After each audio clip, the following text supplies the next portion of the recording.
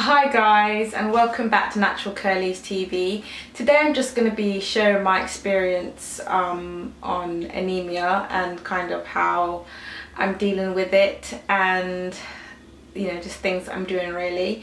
It's kind of, I guess, girly, so if any guys are watching this, they possibly might not want to, because I'll be speaking about periods, okay? So you might want to exit this video and go to one of the other ones. Anyway, I've just found out that I am anemic. I kind of suspected that I was, because I was feeling really kind of like tired and sluggish, even though I was going to my bed kind of quite late, so like 12 and 1 o'clock in the morning. I was getting maybe 6 hours sleep, so I guess I would be feeling tired like during the day. But I just kind of noticed like my hair was like at the tops. There's like, I was noticing quite like a few short bits as well, and that also made me kind of think, oh, because when your hair is kind of breaking, that could be some other underlying condition or something else that's going on. So I thought, like, my sister previously went to go and get her, because she was feeling the same, so she went to the doctor to get her iron levels checked and everything. We'll get a blood test for a number of different things, and that kind of prompted me into going. I thought, you know what, let me just go and get myself checked out, because I don't really want to continue kind of feeling like this, and I hope, if there's something else going on, I should, like, just leave it and drag it out and just kind of go and see what's happening. I have been anemic in the past. I've been anemic before I got pregnant, before I had my first pregnancy, after I had my first pregnancy, and during my second pregnancy I was also anemic. So it's a kind of long-standing thing with me, but I think I know what it's down to. I think it's definitely due to heavy periods. I do get quite heavy periods, so well, I think they're heavy anyway, so that's something that could also kind of cause anemia, is heavy periods. So I'm changing quite a few times during the day, and at night I feel like I'm getting like literally up every hour or something like that, because I just maybe even feel conscious. So anyway, I went to the doctor. They checked for a number of different things, and they checked liver function, kidney function, thyroid, and obviously iron levels as well, B12 levels, which was kind of good, because I was thinking maybe I had low B12, because my memory was, I felt as though my memory was kind of, I wasn't remembering things, but that's obviously kind of maybe due to the tiredness and the effect of the anemia, because it can kind of mimic that as well. So I started taking like B12 supplements. So I got these like really good B12 supplements called Jarrows off Amazon. I read a few reviews, and like that seemed to be the best one to get. So I got them, and I was kind of taking a fairly high dosage, kind of, I think like once a day. And yeah, so when I actually got the results back, the doctor was like, oh yes, your B12 is quite high. Are you taking supplements? And I said yes. And he said, well, stop taking that right now. So yeah, my B12 is quite high. But to be honest with you, once I did start taking the B12, before I found out I was anemic, I did actually start to feel a little bit better in myself. So I think it did actually help. I wasn't feeling so tired anymore. So maybe I kind of will continue to take the B12 vitamin, but not every day. Maybe like once a week or something like that. I might just take a look like the supplement. So if you don't know which one I'm talking about, I'll insert a picture of it. So you can, if you have like a deficiency in B12 or something, you can kind of look that up.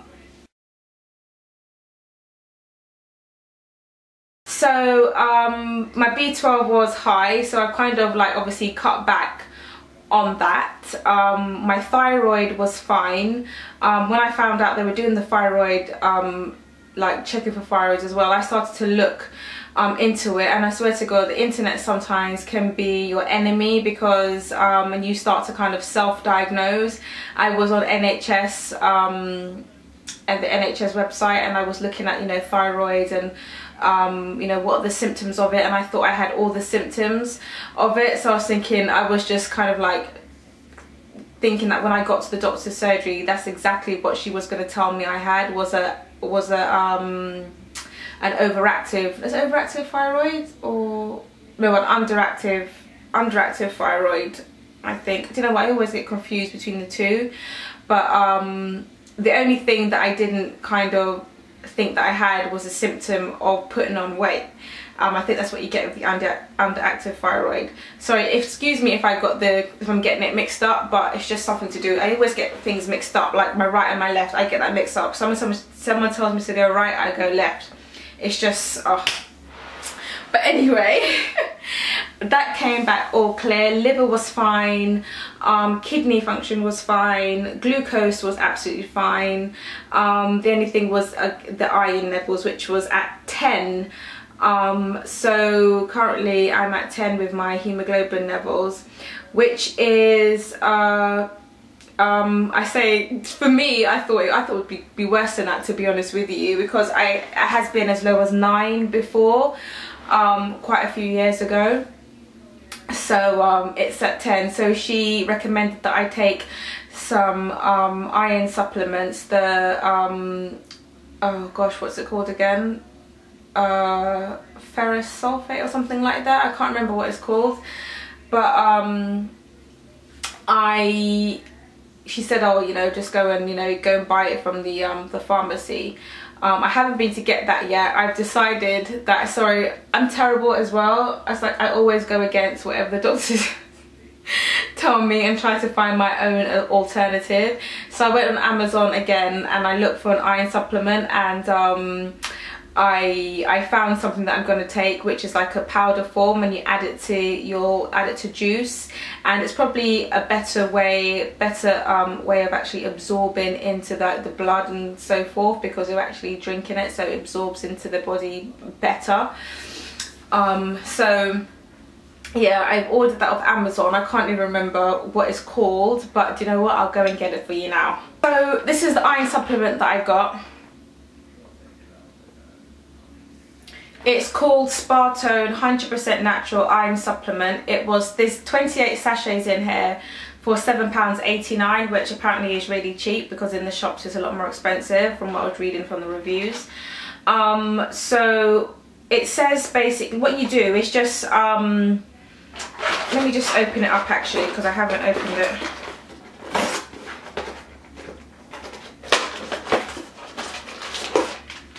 So this is the sachet. You add this into obviously a glass, and then it recommends that you take it with vitamin C, because iron is better absorbed into the body when it's taken with vitamin C. So orange juice is a good thing to add this to. So yeah, I will be having, I haven't taken one yet, but I will be having it, and every single day, to try and boost my iron levels.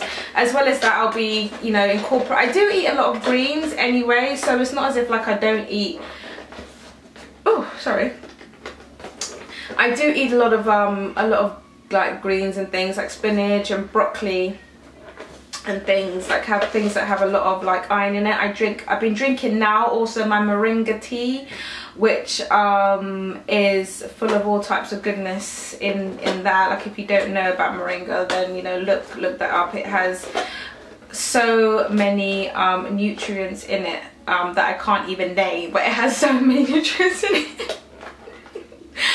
Yes, I can't remember off the top of my head.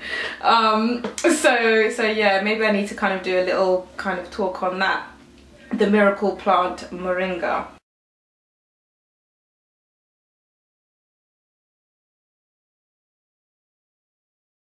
So I've been drinking that, and that really does boost your energy level. So I have been feeling a lot better in myself kind of already without taking the iron supplement, but obviously I will take the iron supplement because it is low.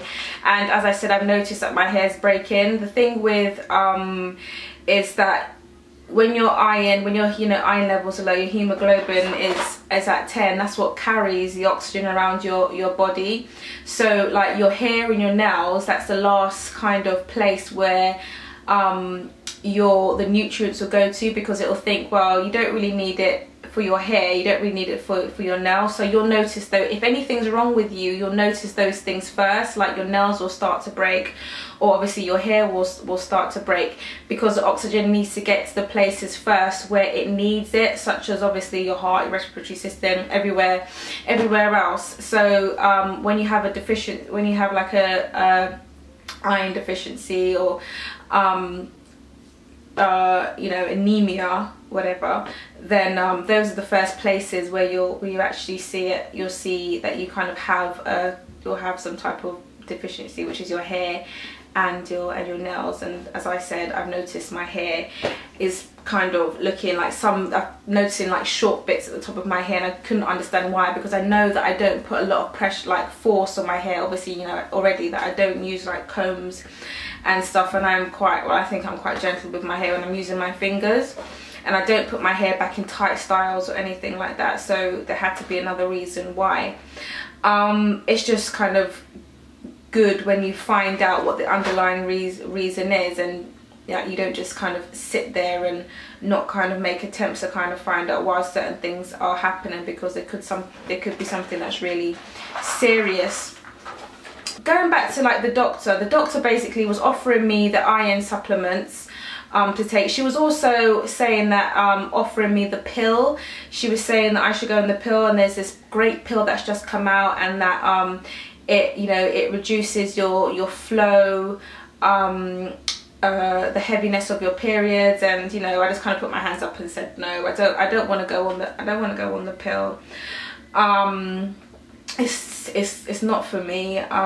Just like with the hormone the hormone imbalance, obviously it does something to your hormones. That's the reason why that's how it regulates your periods and your flow.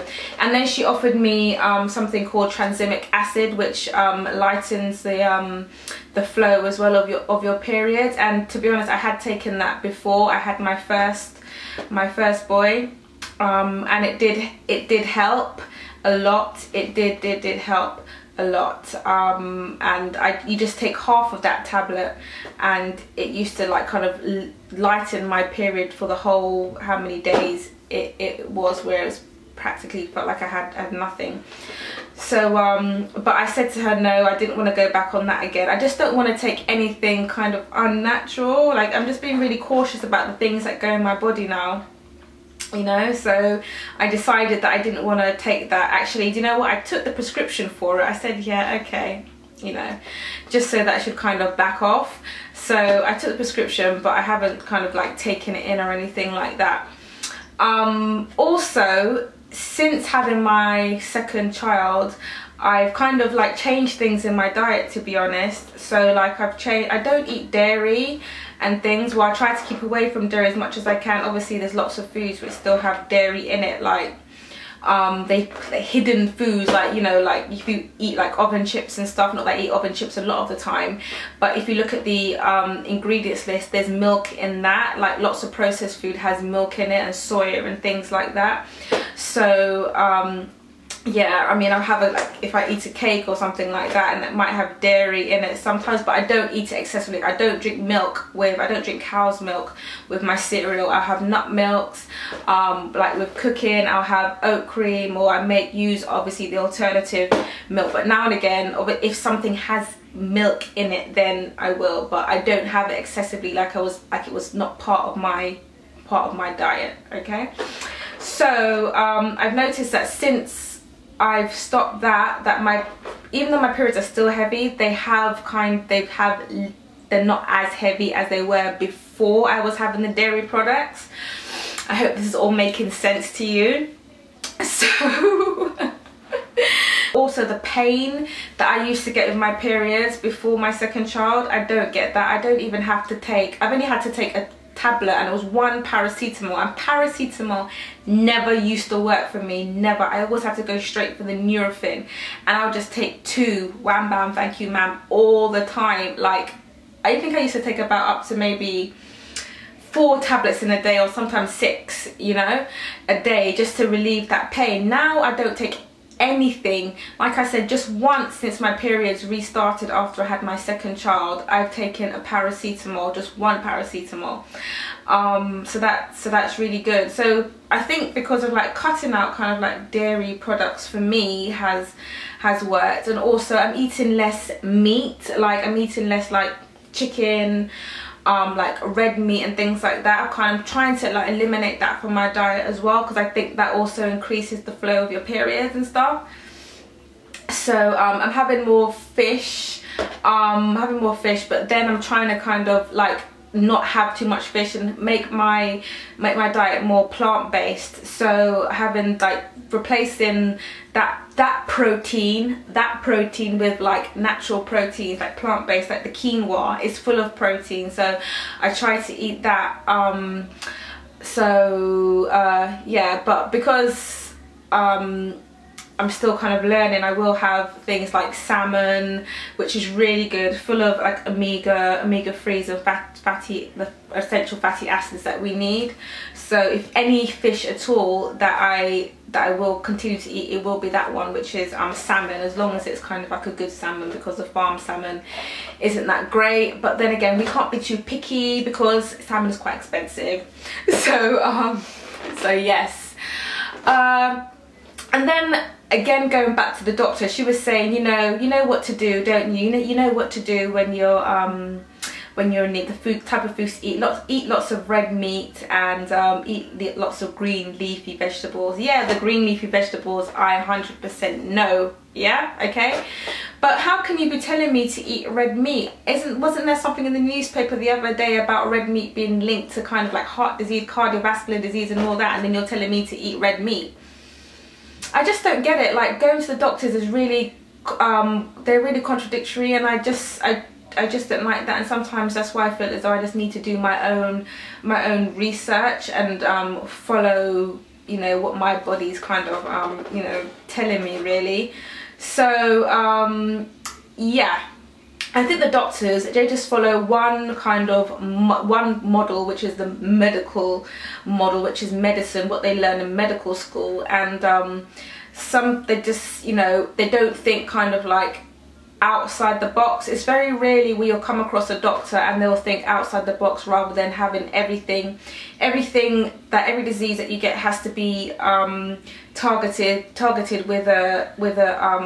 with some type of tablet, a pill, you know, rather than actually getting to the root of the cause and you know, just suppressing it with some type of medicine that they want to give you. You have to actually get to the root of the cause and treat it that way, rather than just suppressing it with some type of tablet or pill that they want to give you.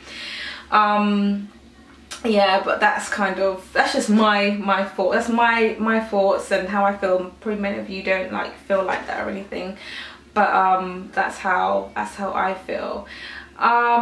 So yeah, I mean, that's it really. So at the moment I'm just going to be eating lots of green vegetables, taking my iron supplementation, and I will still take my B12, but I'm only going to take it like maybe once a week or something like that. But guys, if you're like kind of, you know, feeling kind of lethargic, tired, your hair's breaking, maybe your nails are breaking, you know, by the middle of the day, like 3 o'clock, you're feeling like you want to just go home to bed, maybe it's some type of like underlying thing that's going on, just go to the doctor, you know, get it checked out. You might not want to take any of their information back with you, you might want to do your own thing, that's up to you. But I should actually say, always follow the advice of your medical practitioner, or your practitioner, whatever you want to call them, okay? So yes, that's it for now. I thought I'd just share that experience with you, because maybe someone out there is actually feeling the same or might be going through the same. Okay, bye for now guys.